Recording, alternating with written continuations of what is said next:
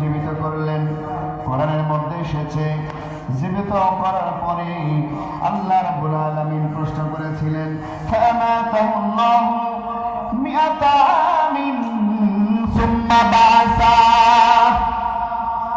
আল্লাহ রাব্বুল আলামিন বলেন আমি তাকে 100 বছর মৃত্যু দান করা অবস্থায় রেখেছিলাম, অতঃপর আমি তাকে বাসাহু সুম্মা বাসাহু, অতঃপর তাকে আমি জীবিত করলাম। সুবহানাল্লাহ। আল্লাহ পারেন কি পারেন না? আমানতু বিল্লাহি, পরে থেকে আমার সাথে সকল প্রাণীকে ওই কিয়ামতের সিংহায় ফুৎকারের দেওয়ার সাথে সাথে মৃত্যু দান করবেন। কিন্তু এই মৃত্যুর পরে হাসরের ময়দান যখন কায়েম হয়ে যাবে, ওয়াল বাসি বাদাল মাউত, সকলকেই সেখানে জিন্দা করা হবে। ঠিক কি না? এটা ঈমানের অংশ। এটা কিসের অংশ?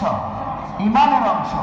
যদি কেউ বিশ্বাস না করে মৃত্যুর পরে আর উঠানো হবে না, বলে তাহলে তার ঈমানই থাকবে না। এর আগে আর একটা ঘটনা গেছে এই কোরআন শরীফের এই 200